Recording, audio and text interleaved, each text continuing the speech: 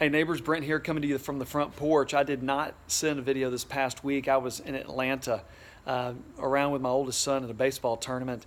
And while we were gone, I just couldn't wait to get back to see what kind of progress had taken place here in our building. And as you'll notice, the fans have been up for a while on our front porch, but now the lights are up and the wood ceiling, looking ceiling is coming up. There's even landscaping out here. You start to see mulch, and you see trees coming in, and the building is actually getting so close to being completed that now the doors are all locked.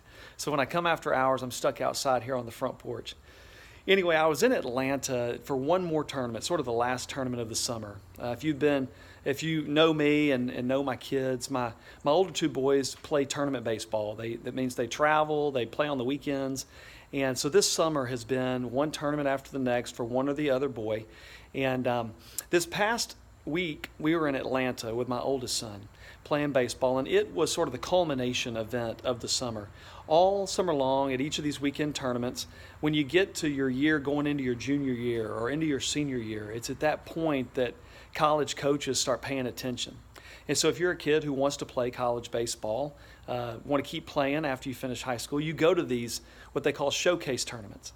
And you show up for these tournaments, and there's moms and dads in the stands, but even more so, there's college scouts and there's pro scouts, and more now than ever, the pressure just ramps up. You want to make sure that every outing is your best outing.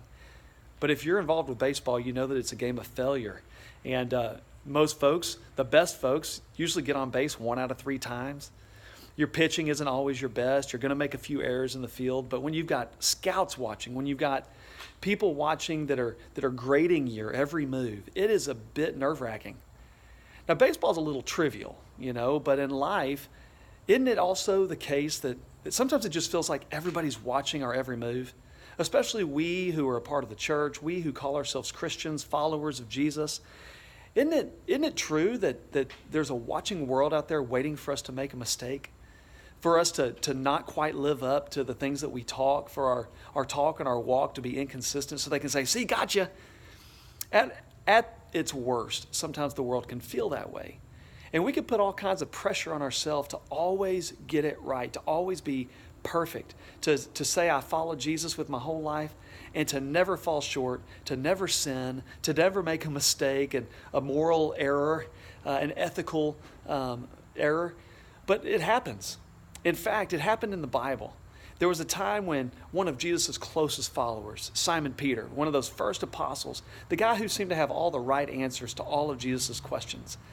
When we got to the end of Jesus' life, he said of Peter, Peter, you're going to deny me. You're going to pretend that you don't even know me. I know right now you act like we're buddy-buddy and chums, but there will be a time, even before, as he says, the rooster, before it cocks 3 times, you're going to deny me, deny even knowing me. And Simon Peter says, no way, Jesus, I would never do that. I'm a believer. I'm a follower. I'm a person of the way. You're my best bud, and I'm doing what you tell me to do. There's no way I'd ever forsake you. Well, if you read the Bible, you find out that he does exactly as Jesus said he would. And he was embarrassed by it. And as it turns out, Jesus would go to the cross and he would go to the grave, and we who are believers know that after 3 days he got out of the grave and walked amongst the people, and he would have encounters with those same apostles again.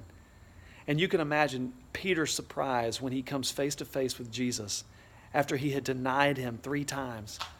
This coming Sunday, Stu Grant is going to be bringing our word. I can't wait to be with you and worship again. I will be there in the building, back singing and worshiping, praying with all of you. And I'm excited because Stu Grant's bringing our word, and he's going to tell us what happened when Jesus had that chance to be face to face with Simon Peter, the one who denied even knowing him, the one who fell flat on his face, not walking the walk the way that he had always promised he would. And I can't wait to hear what Stu tells us about how Jesus responds to those followers, especially to Simon Peter. So I hope you'll plan to be there 9:30 or 11. We're still at Stewart for worship for a few more Sundays before we move across the street here. But I'm looking forward to being with all of you again. Can't wait to see you. Have a great week, and God bless you. Take care. Bye-bye.